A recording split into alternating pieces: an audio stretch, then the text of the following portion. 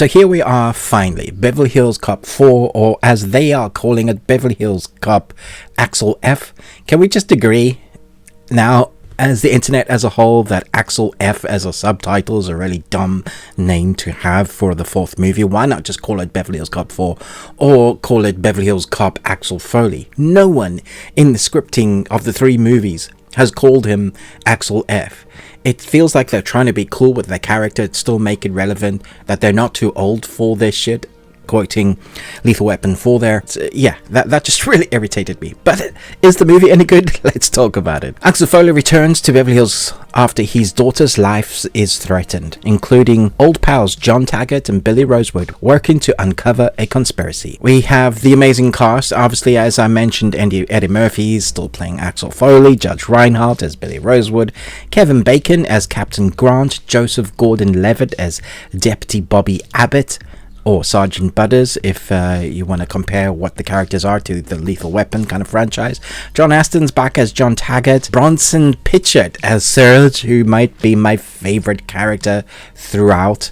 And Paul Reisner as Jeffrey Friedman. A number of others that you'll recognize from various things. But it's a great cast, and it has a decent amount of budget. Comes from a director who, I believe this is his first directorial feature, like a fiction piece. He's done some documentaries, lots of adverts, knows his way how to craft a smart particular scene and make it look good. Let's talk about the positives. I think that it's a good looking film. It looks great.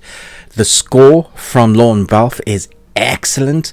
Probably one of the big highlights of the film for me, because I think they've taken that theme, he's taken that theme, given us variants of it that really work for the 80s nostalgia, but bring it up to date, but keep it still grounded in that theme that we know and love. And so when those cues play, you kind of can't help but bopping to it, but also loving the kind of new style that it's been given throughout those various cues that we have. That's just one of the many that are throughout this film that I thought were fantastic. So the look of the film is great. The score is fantastic. When it comes to the story, it's okay. These stories, these first three from the trilogy, have never been like really Oscar-winning stories. They're really play by numbers, figure out this thing, and all these action movies from the 80s are definitely that. Figure out who's done the bad, take them down, and see if you can survive the bullets if the henchmen start shooting straight. That is very much connected, and this time we are introduced to his daughter, who we never knew he had, because we've had that amount of space and time. And so his daughter is in trouble in a case way over her head. Through him being back, he gets the team back together, and the team are old. You know that part, like in Lethal Weapon 5. I feel like this would be equivalent to Lethal Weapon 5, sorry, not Lethal Weapon 4.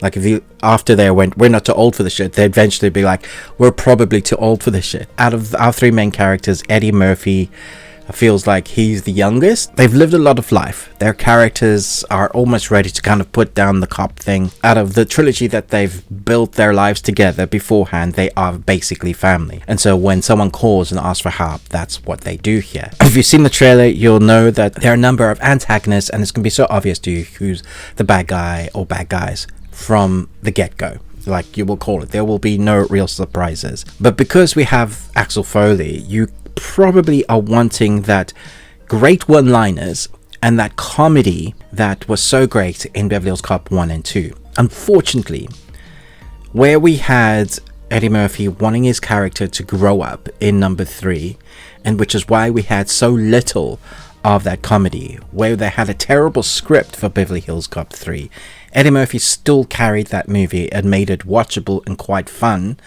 but definitely a much more grown-up Axel Foley, and this is why he barely laughed and barely quipped. It was a very different feel. This time round, he's playing the father, and I think I remembered him laughing just once at the beginning. The opening shot for this film is great. Like, it really sets the mood and tone of the city being alive, and you feel like you're back watching those original Beverly Hills Cop movies, and so I had high hopes as I was coming into this at the beginning. Unfortunately, it does play by the numbers, and our character Eddie Murphy, or Axel Foley, is very much more serious.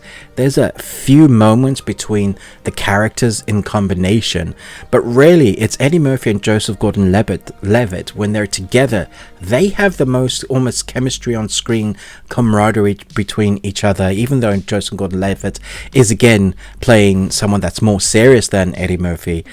It's their chemistry when they're together experiencing the action that is really well choreographed and done that I was enjoying it most. It is definitely an enjoyable movie, and it's fantastic to see characters that we know and love back again. Whether this will revitalize the franchise, I don't see that happening. I think will be a nice love letter to the fans, a closing of the stories. I don't think there should be any more of these. If I went to the cinema to watch this, I'd probably be quite disappointed. I know a lot of people are saying, why don't Netflix ever do theatrical releases for their big movies? Sometimes they don't need it. And I think this works well for watching at home with friends and family, having a pizza and beer, or whatever you eat and drink. But generally just one of those family get-togethers when you're watching an easy movie that you don't have to concentrate too much on and enjoy it for the nostalgia. Now, if you're coming at this from nostalgia, it's going to have all the nostalgic beats that the 80s films had in the early 90s, or the third one. All those familiar things that you want are mostly there. For me, it was the comedy that was lacking, the very seriousness of the Axel Foley character, the fatherhood that he's playing now with his daughter was driven up to the extent where they kind of removed all the joy that I used to feel from watching it. And having reviewed all three recently, and all those reviews you can go and check on my channels that I've done recently, rewatching them so I can get ready for this review, I have to say I'm a little bit disappointed. I can't see myself going back watching it that often, if ever. I definitely will watch 1 and 2 again because those are fantastic, but 3 and 4 unfortunately are quite on par. I think this is definitely better than 3, because there's a better action scenes, there's better storyline, just better screenplay altogether, and it looks pretty. It's a very well done, created movie, looks wise, score wise. Great to see those characters again. But I wouldn't say this is by any means better than the first two. And that's fine. I think you're going to enjoy it for what it is. It's definitely better than halfway. So I think I'd be giving it a very harsh marks if I gave it 2.5. Had I seen this in the cinema, I probably would have given that. But for some of the moments, the action, the cast, seeing them on screen again, the score, that's incredible. I'm going to go 3 Nicolas Cages out of 5. You got one. So let me know your ranking once you've seen all 4. I am going 1, 2, 4, 3 as my ranking for all 4, but I'd love to hear your comments down below. What did you think of seeing those characters back? Do you think they were too old for this shit, or do you think they knocked it out of the park? If you absolutely loved it, then that's awesome. That's all the film needs to do. But I do have to think critically.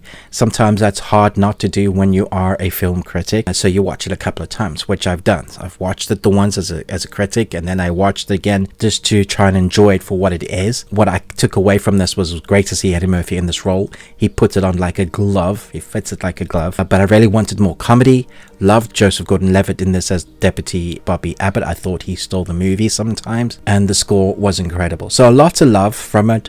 Just disappointed with that comedy and some of the writing there within, and it was great to see those characters again. So the more I think about it, the more I enjoyed about it, but I don't necessarily want to watch it again. Thanks so much for watching, but most of all, until next time, remember, live long on Tuesday.